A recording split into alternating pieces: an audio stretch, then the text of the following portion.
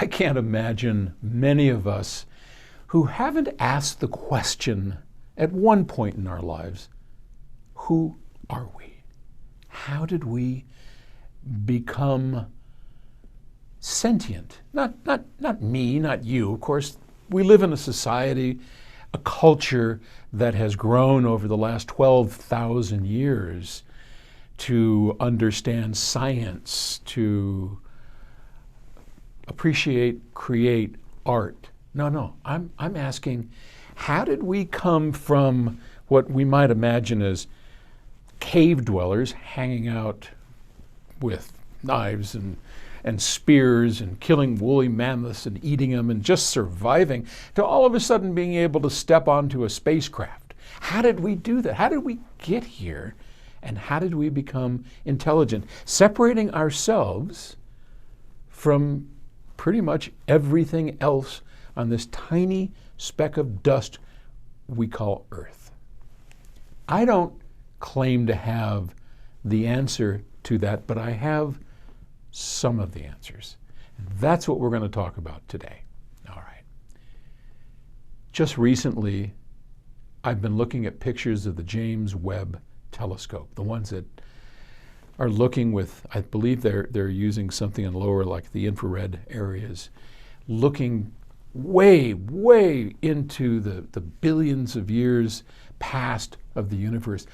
What startling, amazing pictures.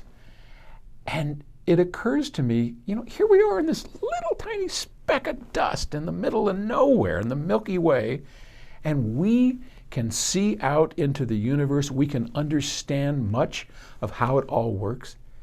How is that possible? Well, there's been a lot of speculation.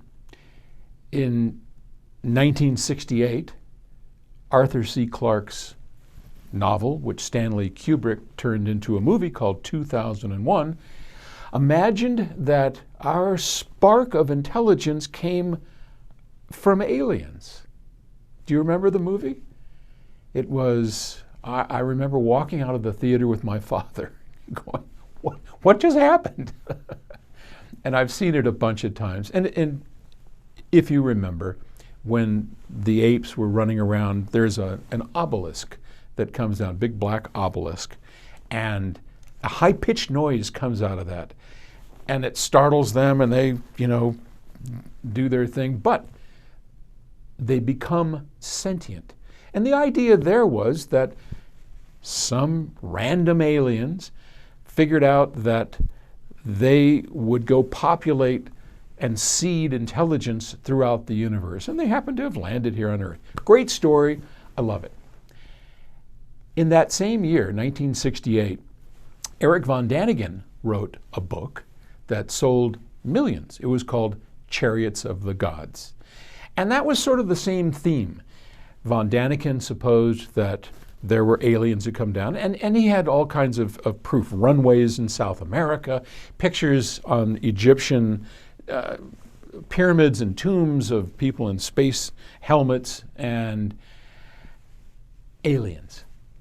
I'm pretty sure that didn't happen. It's a great story. I love it. But pretty sure that's not the answer. Was it the Atlanteans? The ancient Egyptians? No, I think it is rather something else. I think the answer is a lot simpler. And if you hang with me for a few of these episodes, we're going to dig down to find the truth, at least a partial truth. Okay, thanks, and I'll see you next time.